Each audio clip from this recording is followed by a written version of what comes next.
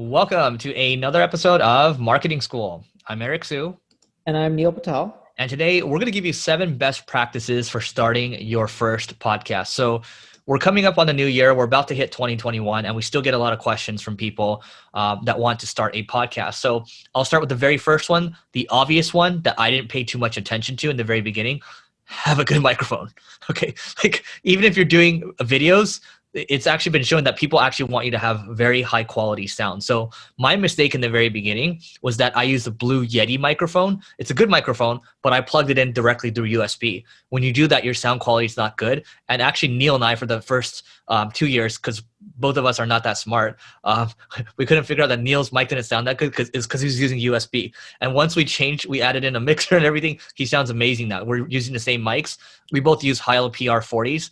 You're fine with using a Blue Yeti or whatever. Just make sure you're not going direct to USB, because that generally doesn't sound that good. I know some people say it does. For me, I haven't seen it sound too amazing.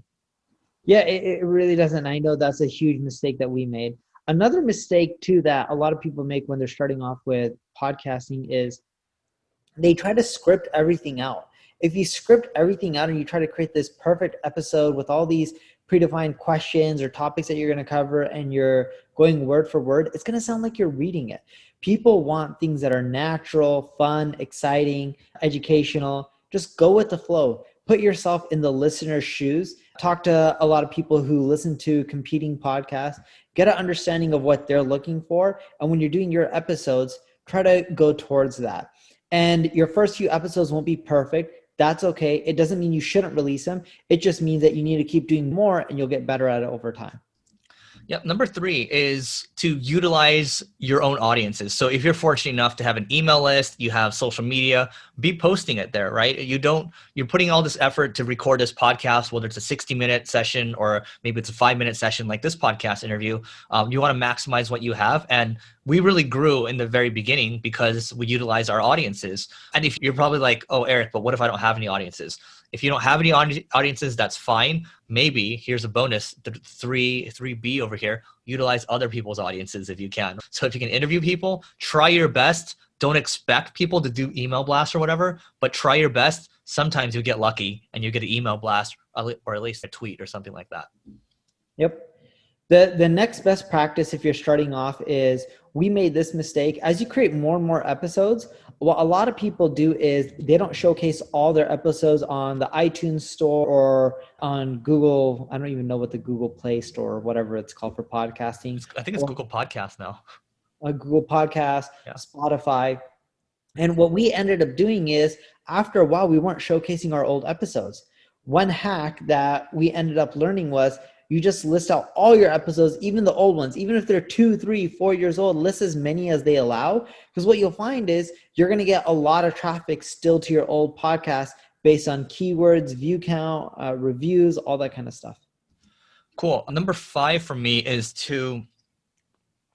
for example, for this podcast episode, we're doing a Zoom chat. It's just Neil and I hanging out over here, but we're on video. So what happens after this is Neil's team or my team can take this video and they can chop it up and we'll put it onto social. So it's IGTV or IG posts. We'll throw it up on YouTube as well. But the whole idea here is that we've already put in the effort. Why not just spend a little more effort to chop it up and try to get more reach? Because the ultimate goal here, when we're thinking about social media, and I lump podcasts into that, you're trying to maximize reach. You want more people to know who you are. So do that. And back to you, Neil. And the last one from my end is, you need to ask for reviews. We didn't ask for reviews early enough. Reviews make a big difference when you're starting off. You can get under like new and noteworthy, and let's say like the iTunes stores, the reviews help with that. So when you're first starting off, encourage reviews.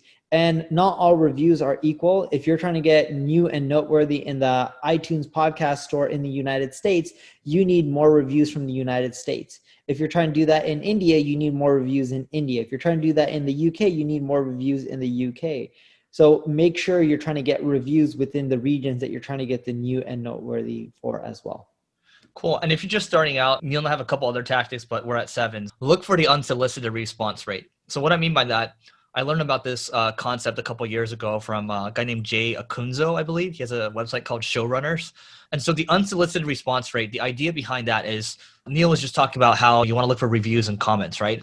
In the very early days of doing the Leveling Up podcast, when I was only getting 9 downloads a day after the first year and then 30 downloads a day, what happened was I was learning a lot, but also what I was looking for some validation too, to like, are people finding this valuable? And every month or so, someone would comment on YouTube or leave a review saying, I don't know how this doesn't get more reviews, or why more people are not listening to this, but this is gold. And that's what you want to look for, because that's a signal that what you're creating is providing value to more people. And if you keep up, you continue to learn, that's your KPI, but people are finding value. You're going to compound over time. It's just like investing. That is it for today.